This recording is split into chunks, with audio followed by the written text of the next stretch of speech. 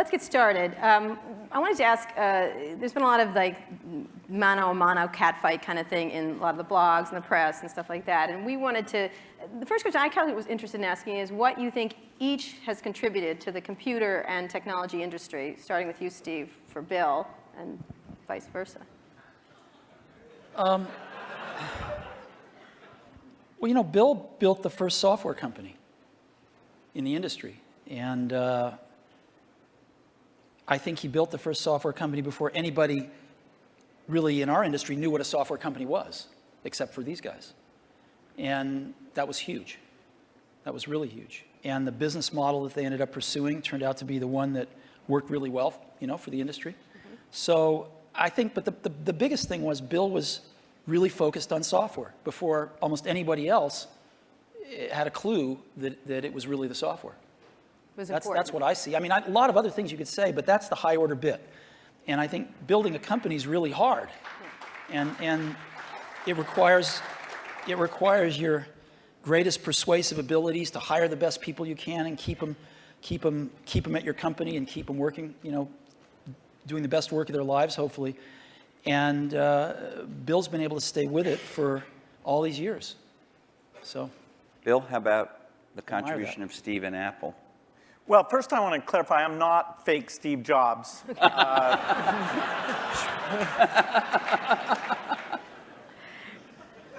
know, what Steve's done is quite phenomenal. You know, if you look back to 1977, that Apple II computer, the idea that it would be a mass market machine, you know, the bet that was made there by Apple uniquely, there were other people with products, but the idea that this could be an incredible, empowering phenomena, Apple pursued that dream.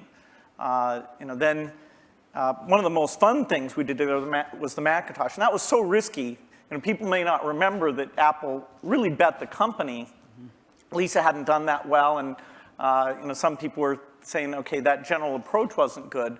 But the team that Steve built, even within the company, to pursue that, even some days it felt a little ahead of its time. I don't remember that Twiggy disk drive. 128K. Yeah. And the Twiggy disk drive, yes. Steve gave a speech once, which is one of my favorites, where he talked about, in a certain sense, we build the products that we want to use ourselves. And you know, so he's really pursued that with incredible taste and elegance that has had a huge impact on the industry.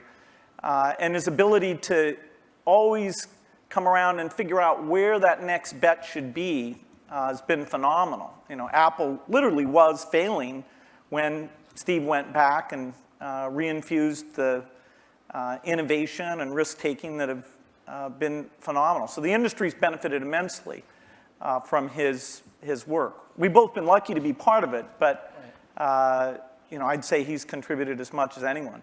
Well, we've also both been incredibly lucky to have had great partners that we started the companies with, and we've attracted great people. I mean, so everything that's been done at Microsoft and at Apple has been done by just remarkable people, none of which are sitting up here, you know, today. Well, not us. Well, you're sort of the not us. And you're in a way you're the stand-ins for all those other people. In a way we are. In a very tangible way. So Bill mentioned the Apple II in 1977 and 30 years ago, and there were a couple of other computers with which were aimed at the idea that average people might be able to use them. And looking back on it, a really average person might not have been able to use them by today's standards, but it certainly broadened the base of who could use computers. I actually looked at an Apple ad from 1978. It was a print ad that shows you how ancient it was, and it said thousands of people have discovered the Apple computer. Thousands of people, and it also said, you don't want to buy one of these computers where you put a cartridge in. I think that was a reference to one of the Atari or something. I don't know. You want a computer you can write your own programs on. And so the world, and obviously people we had some very strange ads back then. We had one where it was in a kitchen, and there was a woman that looked like the wife, and she was typing in recipes on the computer with the husband looking on approvingly in the back. Yeah. Stuff like that. Yeah, how did that work for you? I don't think well. So, but just think back to, I know that you started Microsoft prior to 1977. I think Apple started the year before in 76. Microsoft in 74 was when we started writing the basic. And then, then we did shipped the basic in 75. Okay. Most people, some people here, but I don't think most people know that there was actually some Microsoft software in that Apple II computer. Do you want to talk about what happened there, or how that occurred? Yeah, there'd been the Altair and a few other companies, actually about 24, that had done various machines. But the 77 group included the PET, TRS-80, Commodore. and Commodore PET, TRS-80, and the Apple II. The original Apple II BASIC, the integer BASIC, we had nothing to do with. But then there was a floating point one where, and I mostly worked with Woz on that. Let me tell this story. So Woz, my partner, we started out with this guy named Steve Wozniak, brilliant, brilliant guy. He writes this BASIC that is like the best BASIC on the planet. It does stuff that no other BASIC's ever done. You don't have to run it to find your error messages. It finds them when you type it in and stuff. It's perfect in every way, except for one thing, which is it's just fixed point, right? It's not floating point. And so we're getting a lot of input that people want this BASIC to be floating point. And like we're begging Woz, please, please make this floating point. Who's we? How many people are in Apple? Well, me. Yeah. We're begging Woz to make this floating point, and he just never does it. You know, and he wrote it by hand on paper. I mean, you know, he didn't have an assembler or anything to write it with. It was all just written on paper, and he'd type it in. He just never got around to making a floating point. Why? Well, this is one of the mysteries of life. I don't know, but he never did. And so, you know, Microsoft had this very popular, really good floating point BASIC that we ended up going to them and saying, help. And how much was I think you were telling us earlier? That was $31,000. That Apple paid you for that. The floating point BASIC. And I flew out to Apple. I spent 2 days there getting the cassette. The cassette tapes were the main ways that people stored things at the time. Right. And, you know, that was fun. I think the most fun is later when we worked together. Well, what was the most fun? Tell the story about the most fun that was later. And maybe later, not the most fun. Let him talk. I'm teasing. Well, you know, Steve can probably start it better. The team that was assembled there to do the Macintosh was a very committed team. And there was an equivalent team on our side that just got totally focused on this activity. Jeff Harber's, a lot of incredible people. And we really had bet our future because on the Macintosh being successful, and then hopefully graphics interface in general being successful. But first and foremost, the thing that would popularize that being the Macintosh. And so we were working together. The schedules were uncertain. The quality was uncertain. The price.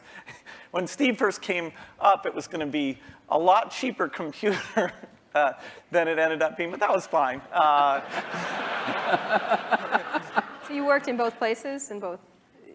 Well, we were in Seattle, and we fly down there. But Microsoft, if I remember correctly, from what I read, wasn't Microsoft one of the few companies that were allowed to even have a prototype of the Mac at the time? Well, what's interesting, what's hard to remember now, is that Microsoft wasn't in the applications business then.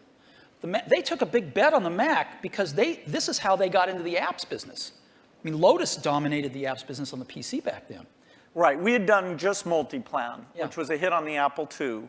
And then Mitch did an incredible job betting on the IBM PC, and 123 came in and, you know, ruled that part of the business. So the question was, what was the next paradigm shift that would allow for an entry? WordPerfect, we had Word, but WordPerfect was by far the strongest in word processing, DBase, and database. And Word was that was a kind of a DOS, a text. All of these products I'm saying were DOS-based products, because Windows wasn't in the picture at the time. Right. That's more in the early 90s that we get to that. And so we made this bet that the paradigm shift would be graphics interface, and in particular that the Macintosh would make that happen with 128K of memory, 22K of which was for the screen buffer, 14K was for the operating system. So it was 14K. Yeah, 14K. Yeah. The original Mac operating system was 14K. 14K that we had to have loaded when our software ran. So when the shell would come up, it had all the 128K. The OS was bigger than 14K. It was in the 20s somewhere. I see. So when we ship these computers now with, a gigabyte, 2 gigabytes of memory, and nobody remembers. 128K.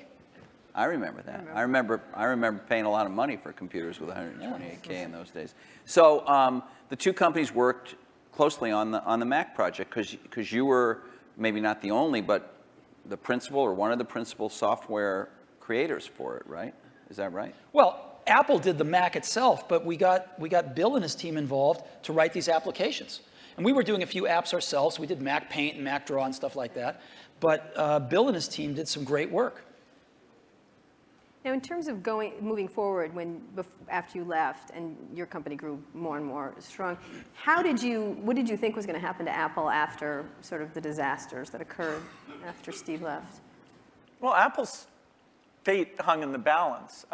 We continued to do Macintosh software, and Excel, which Steve and I introduced together in New York City. That was kind of a fun event. That went on and did very well.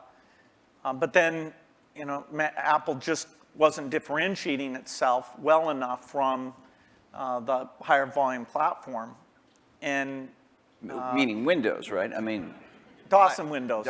Okay, but especially Windows in the 90s began to take off. By 1995, Windows became popular. The big debate wasn't sort of Mac versus Windows. The big debate was character mode interface versus graphics mode interface. And when the 386 came and we got more memory and the speed was adequate and some development tools came along, that paradigm bet on GUI paid off for everybody who'd gotten in early and said, this is the way that's going to go.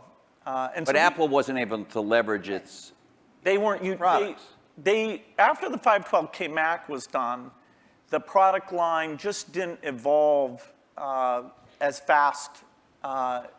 Steve wasn't there, as it needed to. And we were actually negotiating a deal to invest and make some commitments and things with Gil Amelio. Yeah. No, seriously. And Don't be mean. Don't be mean to him. I'm sorry? Just saying the word Gil Amelio, you can see him just... And so I was calling him up on the weekend and all this stuff. And next thing I knew, Steve called me up and said, don't worry about that negotiation with Gil Amelio. You can just talk to me now. And I said, wow. Gil was a nice guy, but he had a saying. He said, Apple is like a ship with a hole in the bottom, leaking water. And my job is to get the ship pointed in the right direction.